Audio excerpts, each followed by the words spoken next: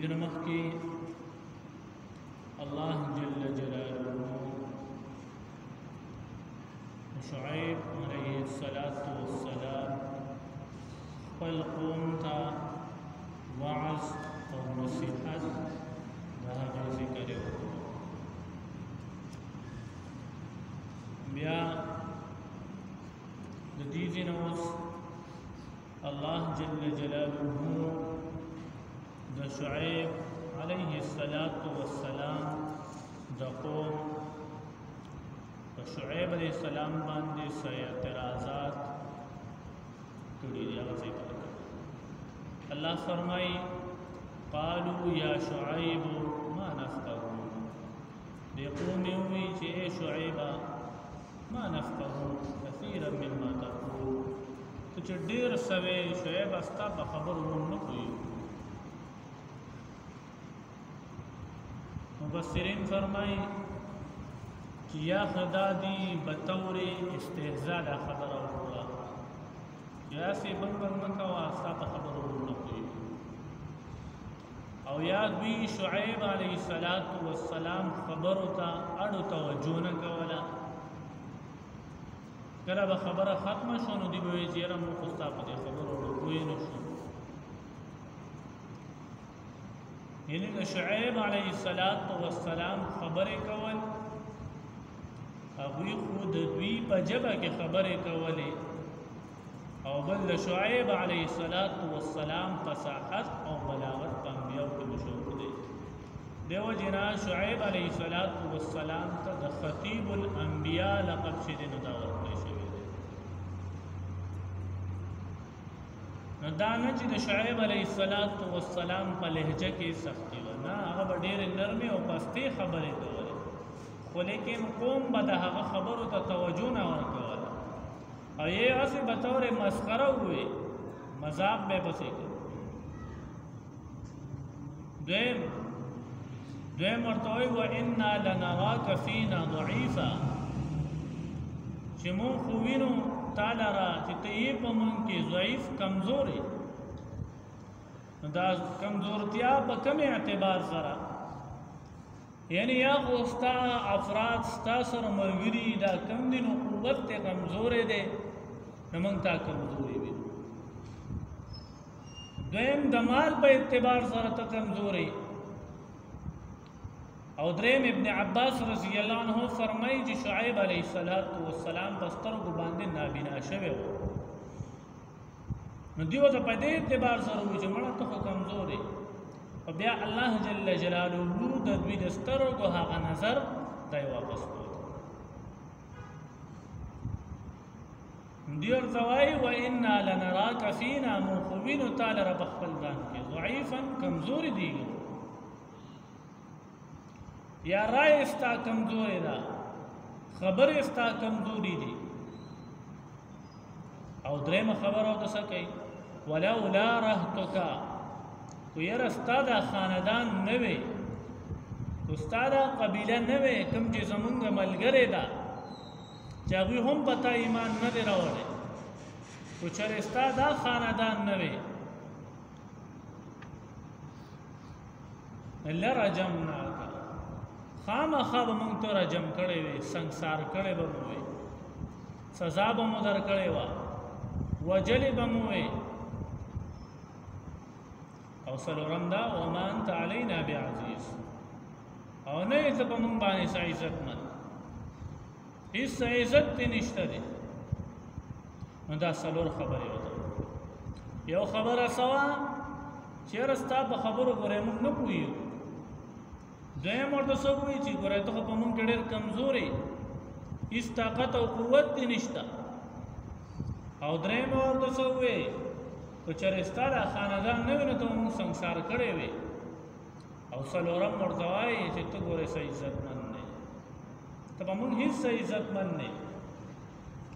شعیب علیه السلام د دې درېمې خبرې جواب ورکوي. قال یا قوم رهطی، شعیب علیہ السلام فرمایلی اے زما قوم رهطی، آیا زما خاندان اعز علیکم من الله، دا زیات عزتمند دی دا د الله نه. اصل عزت خود الله پکار دی، اصل یره خو د الله نه پکار ده تاسو صرف زما د خاندان د وجه نه تاسو ما د دې نه شعر رسولې واتخذتموه او تاسو ګرځولې دې هغه لرا وراءکم د شاګانو خپلونه ظهريا یعنی شاته مرتولې دې رستو کړو مو دې الله جل جلاله مخکې کول پکار دي تاسو الله رستو کړی دې ان ربي بما تعملون محيط هدایات ساته که تاسو ډیر څه وکړئ خو یقینا زما رب په هغه کارونو چې کوم تاسو کوئ هغې باندې احاطه کوونکی ویا قوم اعملوا خو چې کله شعیب علیه السلام وعظ او نصیحت ډېر وکړو دې باندې هېڅ اثر ونه کړو نو بیا د فرمایي ای زما قوم اعملوا على مکانتکم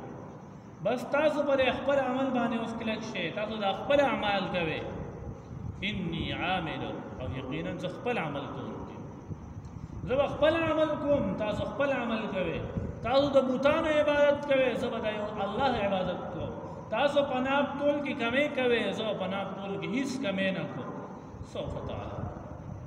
ان قریب چې تاسو به پوه شئ ان هغه څوک یأتیه عذاب یخزیه چې راشي هغه ته عذاب رسوا کوونکی ده چې کله هغه ته رسوا کوونکی عذاب د هغه راشي ومن هو کاذب چې آیا اوس څوک رښتونی دی او څوک چې دی اوس دروغجن دی آیا زه په دې خپلو خبرو کې رښتونی یم او که تاسو رښتونی دی آیا زه په دې خپلو خبرو کې دروغجن یم او که چېرې تاسو دروغجن دی وارتقبوا انی معکم رقیب او تاسو انتظار کوئ او زه هم ستاسو سره انتظار کوم ولما جاء امرنا دو ځایونو کې الله ولما جاء امرنا ویل او فیو دو ځای کې فلما جاء امرنا کله چې د صالح علیه السلام واقعه و نو هغې کې فلما ذکر او کله چې د عادیانو او د شعیب علیه السلام د قوم واقعې دي دې کې ولما ذکر اشاره دې خبرې ته چې صالح علیه السلام خپل قوم له د عذاب ورکولو وعده کړې وه هغه وعده وکړه او دی ورته وویل ذلک وعد غیر مکذوب دا وعده ګورئ دروغجنه نه ده نو هغه وعده سبب شو دپاره د راتلو د عذاب نو فات او راځي دپاره د سببو او چونکې شعیب علیه السلام او هود علیه السلام خپل قوم سره د عذاب د راتلو وعده نه ده کړې نو دې وجې نه دلته کې فا نه ده ذکر ولما جاء امرنا نجینا شعیبا الله فرمایي هغه وخت چې موږ هغه امر راغی یعنې زموږ هغه عذاب راغی نجینا شعیبا الله فرمایي موږ شعیب علیه السلام ته نجات ورکړو والذین آمنوا معه او د شعیب علیه السلام سره چې کوم خلکو ایمان راوړی هغې ته هم برحمت منا په خپل رحمت سره یعنې په خپل رحمت سره په دې دوکه نه شي چې د الله د عذاب نه په خپل عمل سره بچ کېږو نه د الله د عذاب نه چې بچ کېږي دا ګورئ د الله رحم وي دغه د الله فضل وي په خپلو اعمالو چېرته غابره نه شي الله فرمایي واخذت الذین ظلموا الصیحه او ونیسل ظالمان څه ونیسل صیحه چغې ونیسل بل ذکر راځي رجفه هغې زلزلې ونیسل بل ذکر راځي عذاب یوم الظله 19 سپاره کې هغې سایې والا عذاب ونیسل درې قسمه عذاب پکې راغلی دی هم په دې چغه والې شوې ده او هم به زلزله راغلی ده او هم به د وریځې په ذریعې سره عذاب راغلی دی الله فرمایي چې دوی ونیسل صیحه هغې چغې ونیسل فاصبحوا فی دیارهم جاثمین په دې د سحر په وخت کې په خپلو کورونو کې پړ مخې بیا پراته کأن لم یغنوا فیها الله فرمایي گویا چې دې اړوونه بدلېږي اړو اوسېدلې نه وو په دې ځمکو کې داسې پړ مخې پراته دي الا الله فرمایي خبردار بعدا لمدین حلاکت د مدین دفارا لرواله د الله جل جلاله د رحمت نه د مدین والو دفارا کما بعدت ثمود لکه څنګه چې لرواله او حلاکت د سمودیان پتا الله جل جلاله خود دین مخکې سوچ وکړو چې څنګه سمودیان هلاک کړي دي داسې عادیان هم هلاک کړي دي داسې لوط علیه السلام قوم هم هلاک کړي دي بے دید کی صرف سمودیان والے ذکر کړي الله جل جلاله قوم نوح هم هلاک کړي دي مخکې ذکر نه ټول وشو الله جل جلاله دید کی صرف سمودیان ذکر کړي دا یاد ساتي دا اشاره دی دا چې څنګه عذاب په سمودیانو باندې راغلی هم اقا عذاب په مدین باندې دي دواړه په عذاب کې مشترک وو نو د څنګه چې د سمودیانو عذاب حق رنګ د مدین والا عذاب الله ذکر دې کې سمو ذکر کړو دا نه ذکر قرآن د دې اشاره الله چې قرآن ته موږ په صحیح مجلس کې په صحیح طریقه کې نو ان شاء الله تاسو ډېر څه په قرآن نه نو الله جل جلاله دې پورې د مدین والا واقعه دینه مخکې د لوط علیه السلام د ابراهیم علیه السلام واقعه دا غینه مخکې د صالح علیه السلام او د سمودیانو دا غره او دا غینه مخکې د هود علیه السلام او د عادیانو او دا غینه مخکې د نوح علیه السلام او د هغه د قوم